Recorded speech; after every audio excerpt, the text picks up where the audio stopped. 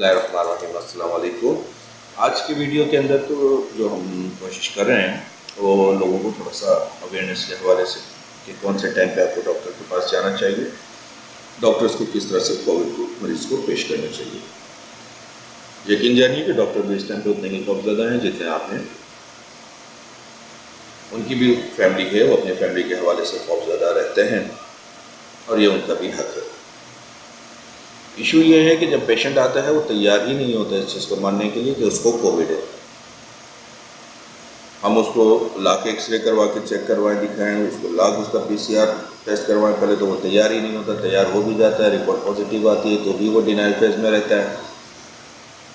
ख़ास तौर पर वो पेशेंट जो स्मोकर्स रहे हैं पहले और जो COPD के या जिनको खांसी और वो उसका मसला रहता है ब्रोंकाइटिस का, वो तो इस चीज़ को बिल्कुल ही नहीं मानते उस स्टेज तक जब तक वो बेड के ऊपर ना पहुंच जाए।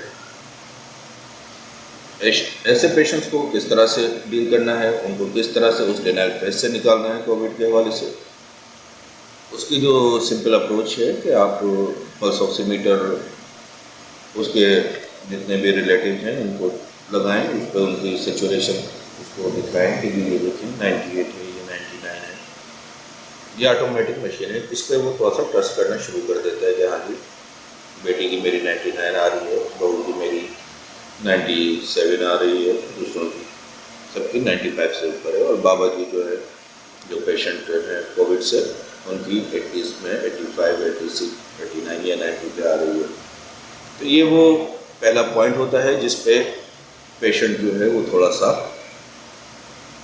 कंफ्यूज होना शुरू होता है कि उसके साथ क्या हो रहा है, उसकी फिंगर में ये सिचुएशन क्यों आ रही है। और जब वो थोड़ा सा कंफ्यूज हो जाए, जब वो अपने पॉइंट से थोड़ा सा हट जाए, डिनाइल फेज उसका कम होना शुरू हो जाता है और वो फिर एक्सेप्ट करना शुरू कर देता है। उसके बाद फिर वो डॉक्टर का काम है कि उसको किस तरह से डील करे, उसको वो घर पे उसकी इंडोर ट्रीटमेंट करता है या उसको हॉस्पिटल की तरफ रेफर करता है। अब ये डॉक्टर का अपना पर्सनल मैटर है। यहाँ तक का जो था जो उसके डिनाइल फेज के हवाले से था वो मैंने आपको इन शॉर्ट थोड़ा सा डिस्कस कर दिया। अब चीज़ें जो सोशल मीडिया पे डिस्कस हो रही हैं कि यूरोप के अंदर बात की शरह ज़्यादा है क्योंकि वहाँ पे वायरस दूसरा है, हमारे यहाँ वायरस दूसरा है तो हमारे यहाँ शरह बात कम है। ऐसा भी कुछ नहीं है, सेम वायरस है जो चाइना से निकला और पूरी दुनिया में फैला और वो तबाही फैलाई। यूरोप में हम बात ज़्यादा हो रही है, उसकी वजह वही है कि उनके यहाँ जॉइंट फैमिली सिस्टम नहीं है। वहाँ पे कपल्स की सूरत में लोग रह रहे हैं, ओल्ड एज हैं तो ओल्ड कपल हैं, जो यंग एज के में हैं वो यंग कपल्स में हैं।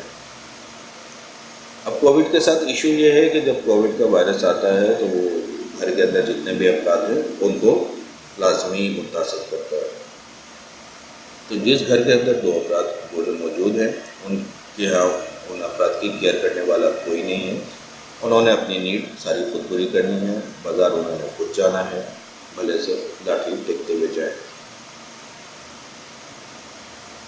अब जब वो कोविड में मुब्तला होते हैं उनकी सेचुरेशन 90s पे आती है और हर दिन हर गुजरते दिन जब वो अपनी ये नीड्स पूरी करने के लिए बाहर निकल रहे होते हैं उनकी सेचुरेशन मजीद ड्रॉप होती जाती है और वो कैफियत आ जाती है जब वो रेस्पिरेटरी फेलियर में चले जाते हैं। अब उनके पास कोई ऑप्शन नहीं होता, अब वो हॉस्पिटल कॉल करते हैं। उससे पहले तक वो डर और खौफ से हॉस्पिटल को भी इन्फॉर्म नहीं कर रहे होते, गवर्नमेंट को इन्फॉर्म नहीं करते कि गवर्नमेंट उनके लिए कुछ कर सके। उस स्टेज में जब वो रेस्पिरेटरी फेलियर की तरफ पहुंच चुके होते हैं फिर वो हॉस्पिटल मूव होते हैं और फिर वहाँ पे क्रिटिकल जो ट्रीटमेंट है उसके अंदर उनको लाजमी सी बात है कि वो वेंट पे चले जाते हैं और एक्सपायरी ज़्यादा हो जाती है। तो ये वो वजह थी। और हमारे यहाँ ये अल्लाह का एहसान है जॉइंट फैमिली सिस्टम का, तो उसकी वजह से पेशेंट की केयर हो रही होती है, उसको दुकान या दूसरी चीज़ों के लिए नहीं जाने दिया जा रहा होता है, उसको कंप्लीट रेस्ट करवाया जा रहा होता है। तो 50% पेशेंट वहीं से इम्प्रूव होना शुरू हो जाता है, उसको किसी चीज़ की किसी मजीद ट्रीटमेंट की इमरजेंसी की ज़रूरत नहीं पड़ती। एक बेहतरीन डाइट और हल्की फुल्की मल्टीविटामिन के के साथ ही वो रिकवर होना शुरू हो जाता है। कुछ पेशेंट जो वर्स होते हैं उनके लिए फिर ऑक्सीजन सपोर्ट की ट्रीटमेंट की ज़रूरत होती है। ऑक्सीजन सपोर्ट के साथ साथ आपने बेड रिस्ट्रिक्शन वो लाजमी करनी है। एक और चीज़ कि जो हम देख रहे हैं, खासकर क्योंकि कोविड के ऊपर काफ़ी फोकस कर रहा हूँ, काफ़ी लोगों के साथ रास्ते में भी रहता हूँ कोविड के, तो ये अपने रिलेटिव्स को नहीं बताते। जबकि मेरी अपनी थिंकिंग है कि अगर आपकी फैमिली में खुदा न खास्ता किसी को कोविड हुआ है तो अपनी फैमिली में लाजमी बताएं। उसकी दो वजह हैं। एक वजह तो वो दुआएं हैं जो वो आपके चाहने वाले आपके लिए करेंगे, और दूसरी वजह हो सकता है कि आपके जानने वालों में कोई इस फेज से गुजर चुका हो, तो वो आपको ज़्यादा बेहतर गाइड कर सकेगा, वो आपको डायरेक्शंस दे सकेगा कि आपने कहाँ जाना है, किससे रब्ता करना है, क्या करना है, क्या नहीं करना है। ये कोई ऐसी बीमारी नहीं जिसको छुपाया जाए, जिस पर शर्मिंदगी हो। हम तो बहैसियत पाकिस्तान शर्मिंदगी वाले काम को भी फ़ख्र से कर रहे होते हैं। इमरान खान की आज की तकरीर आपके सामने ही है। मज़ीद उस पर जो एक पॉलिटिकल इश्यूज़ हैं तो उस पर डिस्कस नहीं करूँगा, लेकिन कुछ चीज़ें हैं जो बोलने को दिल चाहता है कि शराब की बोतल के अंदर शहद भी निकल रहा है पाकिस्तान में, उसका पता भी नहीं चल रहा। नेकलेस की कहानी तो डिस्कस हो ही रही है, वहाँ पे भी अब कोविड के मास्क का बड़ा काम आएगा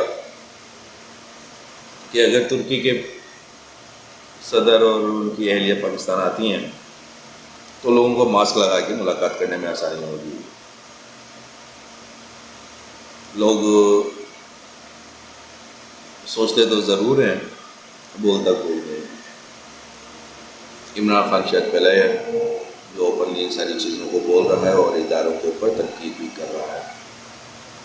अच्छी बात है, देखते हैं आगे क्या होता है। बहरहाल अपना ख्याल रखिए। वीडियो को अगर आप शेयर करते हैं तो वो शायद किसी के फ़ायदे के लिए हो, किसी के काम आ जाए। नहीं करते हैं तो बंद कर दीजिए। लाइक करना है तो कीजिए, डिसलाइक करना है तो वो कर दीजिए। मेरा काम जो था वो मैंने आपको बता दिया। अब आगे आपके ऊपर। अल्लाह आपका और मेरा हम सबका ख्याल रखें। अस्सलाम वालेकुम।